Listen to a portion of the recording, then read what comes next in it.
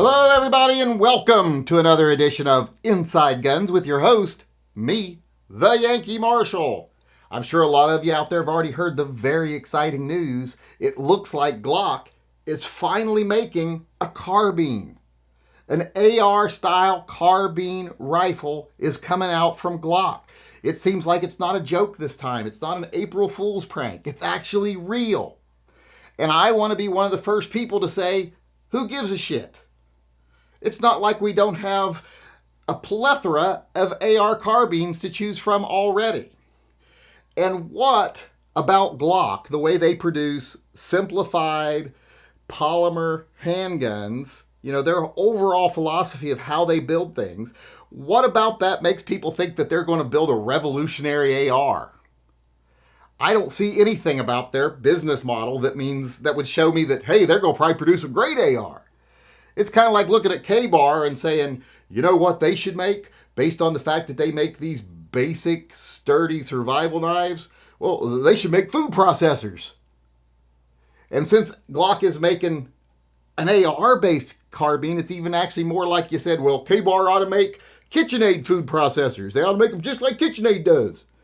There's nothing about K-Bar that makes me think they could build a better food processor than KitchenAid. And there's nothing about GLOCK that makes me think they could build a better carbine, especially an AR carbine, than Smith & Wesson or Ruger or anybody really. AR-15s are very simple guns. I don't see how they're going to change it much. In fact, I haven't seen anything based on the schematics and the pictures that have been shown that they're changing it really at all. In fact, a lot of the pictures I've seen, the people, if you read the comments below and you read the articles the people are writing about it, they're like, what makes this special is the markings on the side. Well, does that really make it special? Come on, GLOCK does one thing really well. They make a basic polymer self-defense firearm or a combat or duty firearm. Nothing about them makes me think they're going to build a great carbine. Now, like I said, I'd be thrilled if they were building their own, kind of like Beretta did. Their CX4s. You see that, that's Beretta. If GLOCK had done something like that, I'd be more excited. But we already have a flooded AR market out there from companies that have been doing it right for a very long time. And we also have them out there that are very inexpensive. You can pick up Smith & Wesson M&Ps very cheap. Smith & Wesson makes some really good, inexpensive AR platform carbines. Why would you need a GLOCK? And I'm not saying we need, that need is the basis for anything that we get in the gun community. Want is more the basis.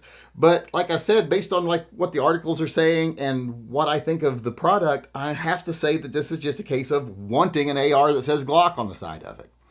And normally that wouldn't be a big deal. It wouldn't bother me at all. In fact, it doesn't bother me now. But like I said, we already have an overly inflated, artificially inflated firearms market right now.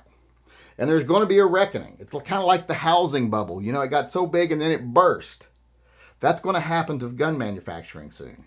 Especially if we keep winning victories in the courts and restrictions become less and less and people become less fearful, the market is going to contract. And do we really need one more AR platform gun out there for when it contracts?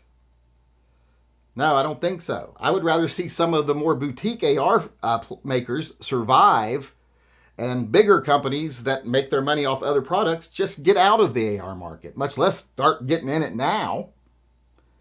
So if this does happen, if they do make this gun, which I think would be a really bad business move, I don't think that the market is prime for a new AR, and I don't think it's set up to where it would be profitable to introduce a new AR right now because, like I said, the market is going to begin to contract because it's been artificially inflated through fear and everything else for years now. At least the last decade, it's been really artificially inflated. I mean, if you look at the firearms market from a financial standpoint, it is expanded to the point where when it bursts, it's going to burst big time. So, and that's why manufacturers and talking heads have been so invested in keeping it inflated through fear and anger and disappointment, all those things, because they know it's about to burst or very likely to burst. So I just don't understand why people are thrilled about a Glock AR. Like I said, there's nothing about them that makes me think they'd build a great AR. Now, would I eat my words if tomorrow they came out with the best AR ever seen and they priced it at $185? Well, yeah, of course, that would be something special.